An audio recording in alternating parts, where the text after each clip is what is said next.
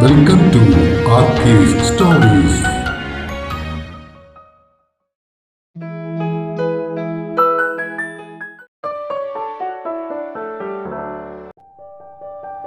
പറയാനിനിയും 55. പിറ്റേ ദിവസം കാലത്തെ എത്തിയ അതിഥിയെ കണ്ട് വിഭ സന്തോഷവും സങ്കടവും കൊണ്ട് കരയാൻ തുടങ്ങി. അകത്തേക്ക് കയറിയ ഹരിണി ബാഗ് താഴെ വെച്ച് വിഭയെ കെട്ടിപ്പിടിച്ചു. പുറത്തെ ചിരിയും കരച്ചിലും കേട്ടാണ് സുദേവ് മുറിയിൽ നിന്നും പുറത്തേക്ക് വന്നത്. ആ, ഹരിണിയോ? മോള് ബാംഗ്ലൂരിൽ നിന്നും വരികയാണോ? അതെ ചേട്ടാ. ചേട്ടന്റെ കൈക്കെന്ത് പറ്റി? ഓ, അതൊന്ന് വീണതാ മോളെ. മോളെന്താ പെട്ടെന്ന് വന്നത്? അന്ന് അച്ഛന്റെ ചടങ്ങുകളൊക്കെ കഴിഞ്ഞ് തിരികെ പോകുമ്പോ കയറണമെന്ന് വിചാരിച്ചെങ്കിലും പറ്റിയില്ല. അത് മാത്രമല്ല, വേറൊരു കാര്യം കൂടി എനിക്ക് പറയാനുണ്ടായിരുന്നു. അതാ ഞാനിപ്പോ വന്നത്. നീ എന്തായാലും ഒന്ന് ഫ്രഷായിട്ട് ചായ കുടിച്ചേ, എന്നിട്ട് സംസാരിക്കാം. വിഭ അവളുടെ ബാഗ് കയ്യിലേക്ക് എടുത്തിട്ട് പറഞ്ഞു. ഉണ്ണിയേട്ടാ, ജ്യോതിഷ് സാറിനോട് ഒന്ന് വിളിച്ചു പറഞ്ഞേക്കാവോ ഞാനിന്ന് വരത്തില്ലെന്ന്? ഹരിണിയോടൊപ്പം അകത്തേക്ക് നടന്ന വിഭ പറഞ്ഞത് കേട്ട് സുദേവ് തലയാട്ടി. അയ്യോ ചേച്ചി, എനിക്ക് വേണ്ടി വെറുതെ ലീവ് എടുക്കണ്ട. ഞാൻ വൈകുന്നേരം തന്നെ തിരികെ പോകും. ഓ, അത് സാരമില്ല. എനിക്കും നിന്നോട് ചില കാര്യങ്ങളൊക്കെ പറയാനുണ്ടേ. നീ വന്നേ.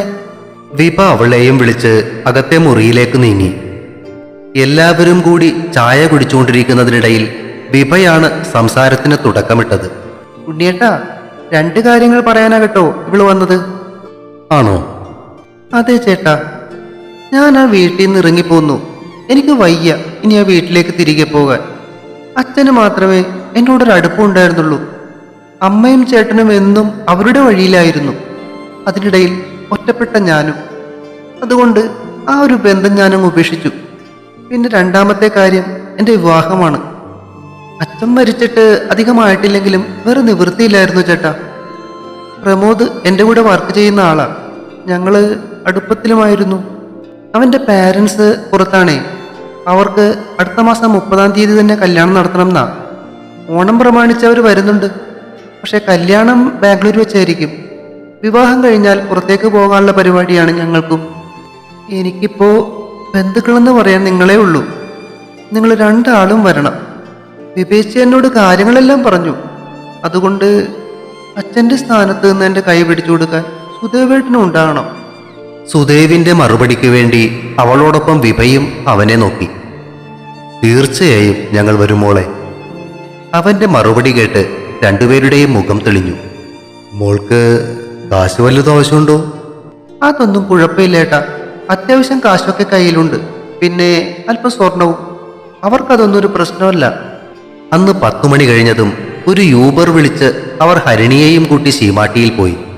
അവൾക്ക് കല്യാണത്തോടനുബന്ധിച്ചുള്ള ഫംഗ്ഷനുകൾക്ക് ഉടുക്കാൻ പറ്റിയ 2 സാരികളും 1 ലെഹങ്കയും 2 ചുരിദാർ സെറ്റുകളും സുദേവും വിഭയും ചേർന്ന് വാങ്ങി നൽകി. വൈകുന്നേരത്തെ ബസ്സിന് തിരികെ പോകാനായി ഇറങ്ങിയ ഹരിണിയുടെ കയ്യിലേക്ക് വിഭ ചെറിയൊരു പേഴ്സ് വെച്ചു കൊടുത്തു. എന്താ ചേച്ചി ഇത്? ഇത് ഞങ്ങൾ തന്നതല്ല, അച്ഛൻ മോൾക്ക് തരാൻ വേണ്ടി ഏൽപ്പിച്ചിരുന്നതാ. വിഭ പറഞ്ഞത് കേട്ട് അവൾ ആ പേഴ്സ് തുറന്നു നോക്കി. അതിനകത്തിരുന്ന 8 സ്വർണവളകൾ കണ്ട് അവളുടെ കണ്ണുകൾ നിറഞ്ഞു. നിറഞ്ഞ കണ്ണുകളോടെ അവൾ വിഭയെ കെട്ടിപ്പിടിച്ചു. യൂബർ വന്നിട്ടുണ്ട്, വിഷമിക്കാതെ പോയി വാകട്ടോ. ഞങ്ങൾ കല്യാണത്തിന് 3-4 ദിവസങ്ങൾക്ക് മുന്നേ തന്നെ അവിടെ എത്തും. എല്ലാം നന്നായി നടക്കും. അവൾ അവരെ നോക്കി തലകുലുക്കിയിട്ട് പുറത്തേക്കിറങ്ങി. അമ്മയും തനിക്കോളം പോന്ന ചേട്ടനും ഉണ്ടായിട്ടും അനാഥയെപ്പോലെ ബാഗും തൂക്കി നടന്നു പോകുന്ന ഹരിണിയെ നോക്കി നിൽക്കെ വിഭയുടെ കണ്ണുകൾ നിറഞ്ഞു വന്നു. അത് കണ്ട സുദേവ് അവളുടെ അടുത്തേക്ക് നീങ്ങി അവളെ ചേർത്തു പിടിച്ചു. എന്തിനാടാ കരയുന്നത്? അവൾ പോകുന്നത് അവളെ സ്നേഹിക്കുന്നവന്റെ അടുത്തേക്കല്ലേ. അതുകൊണ്ട് അവൾക്കാരുമില്ല എന്നോർത്തുള്ള ദുഃഖമൊന്നും വേണ്ട കേട്ടോ. താൻ പറയാതെ തന്നെ തന്റെ മനസ്സിലെ ചിന്തകൾ എന്തെന്ന് മനസ്സിലാക്കിയ പോലെ സംസാരിക്കുന്ന സുദേവിനെ അവൾ അത്ഭുതത്തോടെ നോക്കി. അവളുടെ നോട്ടം കണ്ട അവൻ അവളെ നോക്കി കണ്ണുകൾ ചിമ്മിച്ചിരിച്ചു. കാറിലേക്ക് കയറും മുന്നേ താഴെ നിന്നും ഹരിണി മുകളിൽ നിൽക്കുകയായിരുന്ന വിഭയെയും സുദേവിനെയും നോക്കി കൈ വീശിക്കാട്ടി. അവരും തിരികെ അവളെ നോക്കി കൈവീശി. അവൾ കയറിയ കാറ് ഫ്ലാറ്റിന്റെ ഗേറ്റ് കടന്ന് വെളിയിലേക്ക് ഇറങ്ങുമ്പോൾ എതിരെ ശ്രീഹരിയുടെ മഹീന്ദ്ര 3XO അകത്തേക്ക് കയറി വരുന്നുണ്ടായിരുന്നു. അകത്തേക്ക് കയറിയ വണ്ടി ഇടത്തേക്ക് തിരിഞ്ഞ് പാർക്കിംഗ് ഏരിയയിലേക്ക് പോകുന്നത് കണ്ട് സുദേവ് വിഭയെ നോക്കി. വിഭക്കുട്ടി, എല്ലാരും ഉണ്ടെന്ന് തോന്നുന്നു കേട്ടോ. മിക്കവാറും ഇവിടത്തെ കല്യാണമുറപ്പീര് ഇന്ന് കഴിയും. അവൾ മറുപടി പറയാതെ അവനെ നോക്കി ചിരിച്ചതേയുള്ളൂ. അല്പസമയം കഴിഞ്ഞതും അപ്പുവിന്റെയും അമ്മുവിന്റെയും കോലാഹലം സ്റ്റെയർകേസിന്റെ ഭാഗത്തു നിന്നും കേൾക്കാൻ തുടങ്ങി. സ്റ്റെപ്പുകൾ കയറി വരുന്ന അപ്പുവിന്റെയും അമ്മുവിന്റെയും കുഞ്ഞിത്തലകൾ തന്നെയാണ് അവർ ആദ്യം കണ്ടതും. വീഴാതിരിക്കാൻ അപ്പുവിന്റെ കൈകളിൽ അമ്മു പിടിച്ചിട്ടുണ്ട്.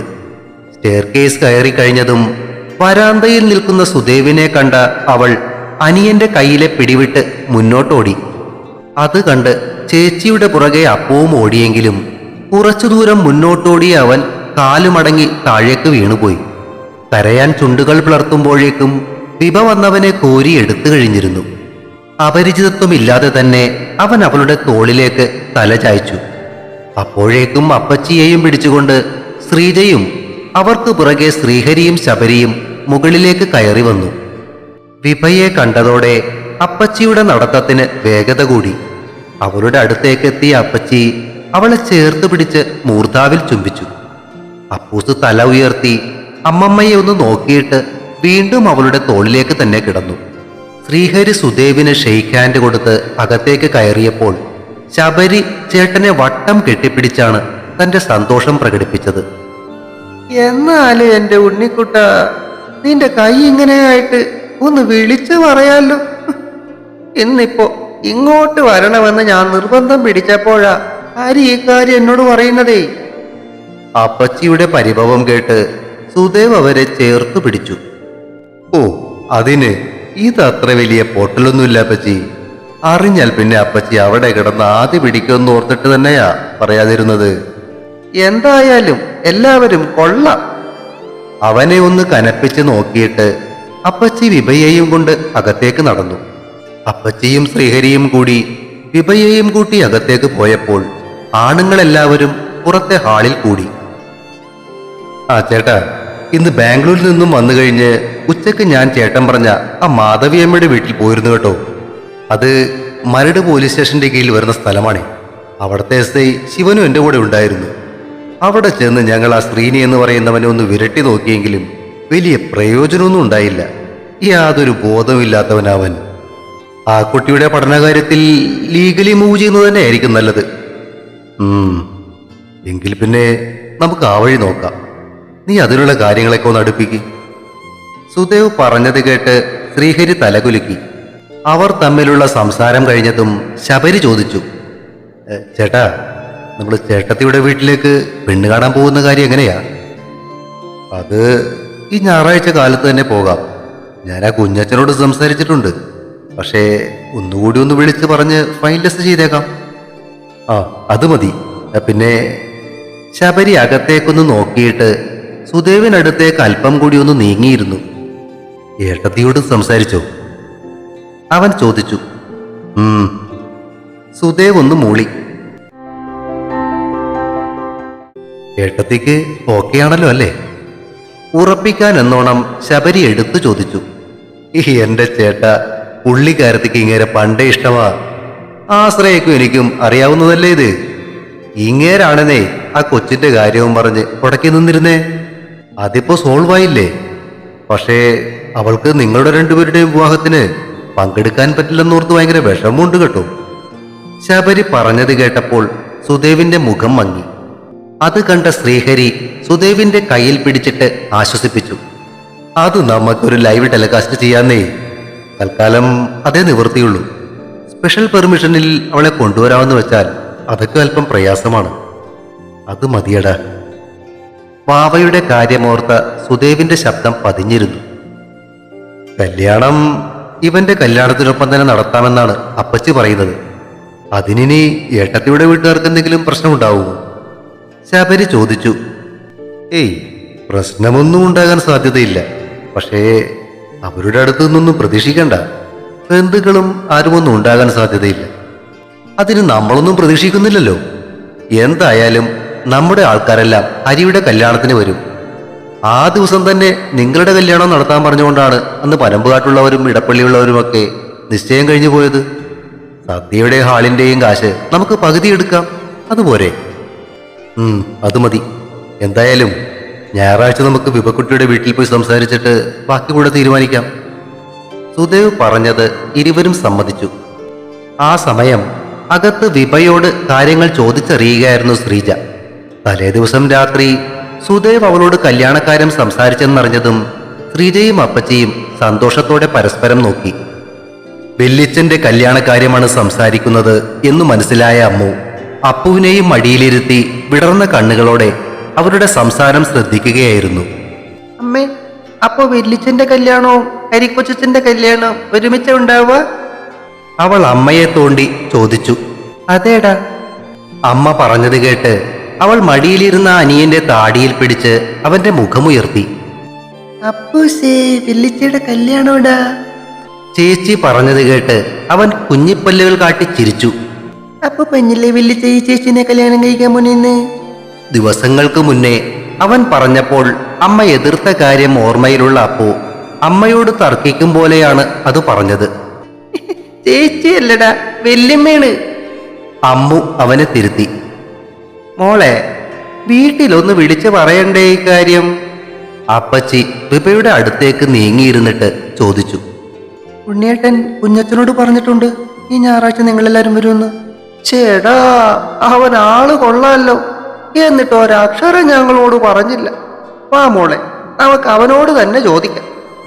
അപ്പച്ചി എഴുന്നേറ്റതോടെ അവരും എഴുന്നേറ്റ് മുറിക്ക് പുറത്തേക്ക് നടന്നു. എല്ലാവരും കൂടി ഹാളിലിരുന്ന് ഒരിക്കൽ കൂടി ഒന്ന് ആലോചിച്ച് ഞായറാഴ്ച 10 മണിക്ക് പെണ്ണ് കാണാൻ പോകാമെന്ന് തീരുമാനിച്ചു. അത് അപ്പച്ചി തന്നെ ഷാജി കുഞ്ഞച്ചനെ വിളിച്ചറിയിക്കുകയും ചെയ്തു. സുദേവിന്റെ അപ്പച്ചിയാണെന്ന് പറഞ്ഞപ്പോൾ പുള്ളിക്കാരനും വലിയ ബഹുമാനത്തോടെ തന്നെയാണ് അപ്പച്ചിയോട് സംസാരിച്ചതും. വിചാരിച്ചതുപോലെ തന്നെ ഹരിയുടെ കല്യാണത്തിനൊപ്പം സുദേവിന്റെയും കല്യാണം നടത്താൻ പറ്റുന്നതിന്റെ സന്തോഷത്തിലായിരുന്നു അപ്പച്ചി. അന്ന് രാത്രി ഭക്ഷണം കഴിഞ്ഞാണ് എല്ലാവരും അവിടെ നിന്നും ഇറങ്ങിയത്.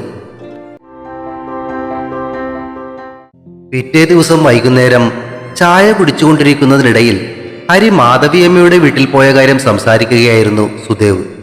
നിയമത്തിന്റെ വഴിയിൽ കൂടെ തന്നെ ലച്ചുവിന്റെ പഠനക്കാര്യം ശരിയാക്കാമെന്ന് അവൻ പറയുന്നതിനിടയിലാണ് അപ്പുറത്തെ ഫ്ളാറ്റിലെ അശ്വതി വിഭയെ കാണാനെത്തിയത്. അല്പനേരം അവരോടൊപ്പം സംസാരിച്ചിരുന്ന ശേഷം അവരെ രണ്ടുപേരെയും തനിയെ വിട്ടിട്ട് സുദേവ് മുറിയിലേക്ക് പോന്നു.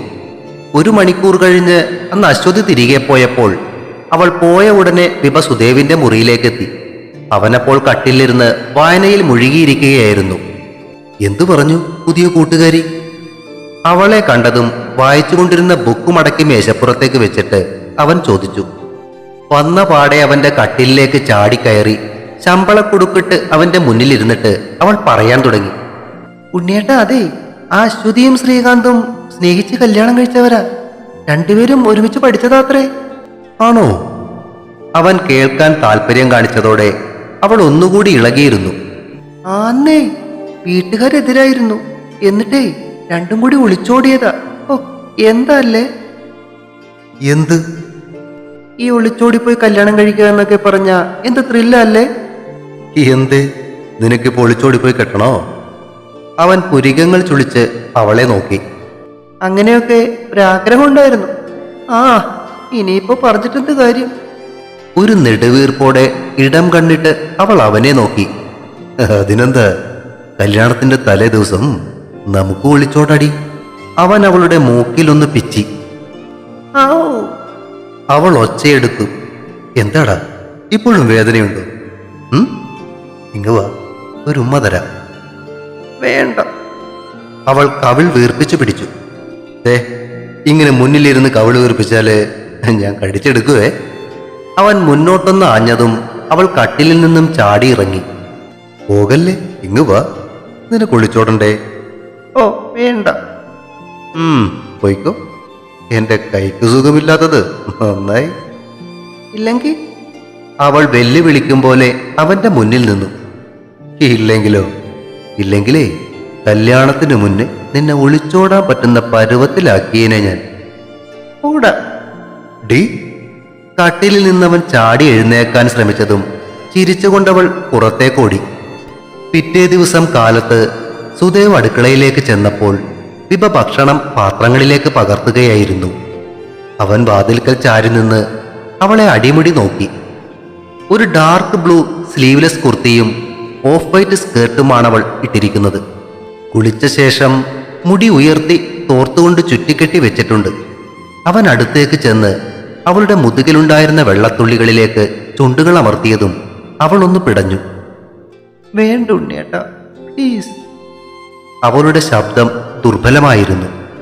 അവളുടെ കാതിൽ കിടക്കുന്ന കമ്മലിൽ വിരലുകൊണ്ടൊന്ന് തട്ടിയിട്ട് അവൻ അവൾക്ക് മുന്നിലെ സ്ലാബിൽ ചാരി നിന്ന് അവളെ നോക്കി. അവളൊന്ന് തലചരിച്ച് അവനെ നോക്കിയെങ്കിലും അവന്റെ നോട്ടത്തിലെ ഭാവമാറ്റം ശ്രദ്ധിച്ചതും അവൾ പിടഞ്ഞ മിഴികളോടെ നോട്ടം മാറ്റി. അല്പനേരം കൂടി അവളെ നോക്കി നിന്നതിന് ശേഷം അവൻ ചോദിച്ചു, എടാ കുഞ്ഞോളെ, നീ എന്നാ ചിറ്റയുടെ വീട്ടിലേക്ക് പോകുന്നേ? ഞാൻ മറ്റന്നാൾ വൈകുന്നേരം ക്ലിനിക്കിൽ നിന്നു നേരെ അങ്ങോട്ട് പോകും. അവന് നേരെ നോക്കാതെ തന്നെ അവൾ മറുപടി പറഞ്ഞു. ആശ്രയയും കൂടെ പോരുന്നുണ്ടോ? പിന്നെ വരാതെ, അവളുടെ പെണ്ണ് കാണലിനെ എന്നെ കൊണ്ടുപോയതല്ലേ, അപ്പോ അവൾ വരും. അവളല്ല, അവളുടെ അപ്പൂപ്പൻ വരെ വരും. എന്നാലും ഈ കയ്യും വെച്ച് പെണ്ണ് കാണാൻ വരണമല്ലോ എന്ന് ആലോചിക്കുമ്പോഴാ.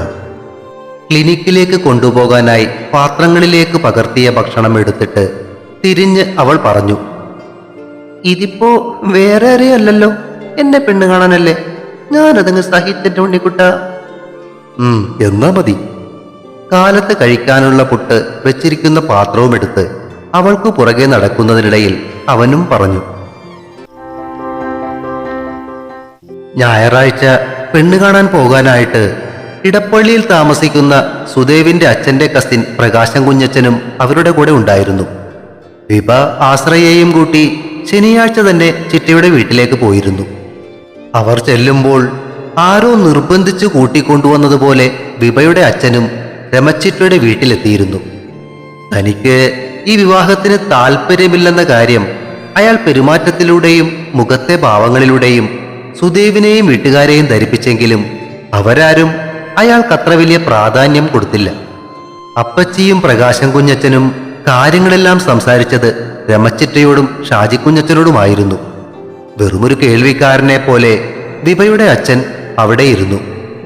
വിവാഹം സെപ്റ്റംബർ 7-ാം തീയതി തന്നെ നടത്തുന്നതിൽ അവർക്ക് പ്രശ്നമൊന്നുമില്ല എന്ന് പറഞ്ഞതോടെ അപ്പച്ചിക്ക് സമാധാനമായി. എന്നാലും ഒരു ടാക്സി ഡ്രൈവറെ കല്യാണം കഴിക്കേണ്ട കാര്യമൊന്നും ഇവൾക്കുണ്ടായിരുന്നില്ല. വിഭയുടെ അച്ഛൻ പറഞ്ഞത് കേട്ട് പെട്ടെന്ന് അവിടം നിശബ്ദമായി.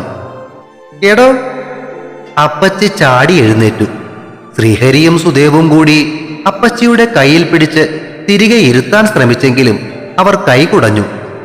വിടടാ എന്നെ, ആ കൊച്ചിനെ ഇയാള് തിരിഞ്ഞു നോക്കിയിട്ടില്ല എന്ന് കേട്ടപ്പ മുതൽ ഞാൻ നോക്കിയിരിക്കുകയായിരുന്നു രണ്ട് പറയാൻ. തനിക്ക് എന്ത് യോഗ്യത ഉണ്ടടോ ആ കൊച്ചിന്റെ കാര്യത്തിൽ ഇടപെടാൻ? ഇന്നേ വരെ തിരിഞ്ഞു നോക്കിയിട്ടില്ല, എന്നിട്ട് ഇപ്പൊ അഭിപ്രായം പറയാൻ വന്നേക്കുന്നു. ഇവനെ MBA ഹോൾഡറാ, അറിയോ? കുറെ നാള് ഒരു ഓഫീസിൽ പണിയും എടുത്തിട്ടുണ്ട്. പക്ഷെ ഇതിവന് ഇഷ്ടപ്പെട്ടൊരു തൊഴിലായതുകൊണ്ട് അത് ചെയ്യുന്നു. ഇനിയിപ്പോ പണിയൊന്നും ചെയ്തില്ലെങ്കിലും ഇവനും ഇവൾക്കും ഇവർക്കുണ്ടാകുന്ന കൊച്ചുങ്ങൾക്കും ജീവിക്കാനുള്ളതൊക്കെ അവന്റെ ബാങ്കിൽ കിടപ്പുണ്ട്. അപ്പച്ചി അയാൾക്ക് നേരെ ചീറി. എന്നിട്ടാണോ സ്വന്തമായൊരു വീട് പോലും ഇല്ലാത്തത്? വിഭയുടെ അച്ഛനും വിട്ടുകൊടുക്കാതെ ചാടി എഴുന്നേറ്റു. കല്യാണത്തിന് മുന്നേ അവൻ അവിടെ തന്നെ ഒരു ഫ്ലാറ്റ് വാങ്ങിക്കും, എന്നിട്ട് തന്നെ താമസത്തിന് വിളിക്കും. അന്നേരം മോൾക്ക് പറ്റിയൊരു സമ്മാനം വല്ലതും കൊടുക്കാൻ പറ്റുമോ എന്ന് നോക്ക്, എന്നിട്ട് നമുക്ക് സംസാരിക്കാം. അപ്പച്ചി മുഖം വെട്ടിത്തിരിച്ച് തിരികെ ഇരുന്നു. ദേ, ഞാനൊരു കാര്യം പറഞ്ഞേക്കാം. ഈ കല്യാണത്തിന് എന്റെ സമ്മതമൊന്നും പ്രതീക്ഷിക്കണ്ട. നിങ്ങളെല്ലാവരും കൂടി അങ്ങ് നടത്തിക്കോന്ന്. അതും പറഞ്ഞ് അയാൾ പുറത്തേക്ക് ഇറങ്ങി നടന്നു. വിഭയുടെ കണ്ണുകൾ നിറയുന്നത് കണ്ടതും ശ്രീജയുടെ മടിയിലിരിക്കുകയായിരുന്ന അപ്പു ഊർന്നിറങ്ങി അവളുടെ മുന്നിലേക്ക് ചെന്നു. അവളുടെ കണ്ണുകൾ തുടക്കാൻ അവൻ കൈ ഉയർത്തുന്നത് കണ്ട് അവൾ അവനെ വാരിയെടുത്ത് മടിയിലേക്ക് ഇരുത്തി മുഖം നിറയെ ഉമ്മകൾ കൊണ്ട് മൂടി. ഇങ്ങേരെന്താ ഇറങ്ങിപ്പോകാത്തെന്ന് ആലോചിക്കുകയായിരുന്നു ഞാൻ. രമച്ചിറ്റ പറഞ്ഞത് കേട്ട് എല്ലാവരുടെയും നോട്ടം അവർക്ക് നേരെയായി. ഇതിങ്ങേറെ സ്ഥിരം പരിപാടിയാന്നേ, ഇനിയിപ്പോ ഒന്നും നോക്കണ്ടല്ലോ. ആ അത് പോട്ടെ, നമുക്ക് കാര്യങ്ങൾ തീരുമാനിക്കാം. ഷാജി കുഞ്ഞച്ചനും കൂടി പറഞ്ഞതോടെ അവർ കല്യാണത്തിന്റെ ബാക്കി ചർച്ചകളിലേക്ക് കടന്നു. കല്യാണത്തിന് സദ്യയുടെയും മറ്റും ചെലവുകളെല്ലാം സുദേവിന്റെ വീട്ടുകാർ തന്നെ വഹിച്ചുകൊള്ളാമെന്ന് പറഞ്ഞതും കുഞ്ഞച്ചന്റെ മുഖവും തെളിഞ്ഞു. കല്യാണത്തിന് അധികം ദിവസങ്ങളില്ലാത്തതുകൊണ്ട് നിശ്ചയം നടത്താതെ മോതിരം മാറ്റം കല്യാണത്തിന്റെ അന്ന് തന്നെ മതിയെന്നും അവർ തീരുമാനിച്ചു. ചൊവ്വാഴ്ച സുദേവിന്റെ കയ്യിലെ പ്ലാസ്റ്റർ മാറ്റിക്കഴിഞ്ഞാൽ പിറ്റേ ദിവസം പോയി വിവാഹത്തിനുള്ള ഡ്രസ്സുകൾ എടുക്കാം എന്ന കാര്യവും അവിടെ വെച്ച് തന്നെ തീരുമാനിച്ചിട്ടാണ് അവർ ഇറങ്ങിയത്. അന്നു വൈകുന്നേരത്തെ ഫ്ലൈറ്റിന് ശബരിയും ശ്രീജയും പിള്ളേരും തിരികെ പോയി. കല്യാണത്തിന്റെ തലേദിവസം എത്തുമെന്നും പറഞ്ഞാണ് അവർ യാത്രയായത്. തുടരും. പറയാൻ ഇനിയും അടുത്ത ഭാഗം ഉടൻ പ്രതീക്ഷിക്കുക. സബ്സ്ക്രൈബ് ചെയ്യാത്തവരൊക്കെ ദയവായി സബ്സ്ക്രൈബ് ചെയ്യണേ. കഥയ്ക്ക് അഭിപ്രായങ്ങൾ പറയുന്നതിനൊപ്പം കഥയുടെ ലിങ്കുകൾ ഷെയർ ചെയ്തും ലൈക്കുകൾ നൽകിയും സപ്പോർട്ടുമായി കൂടെ ഉണ്ടാകണേ.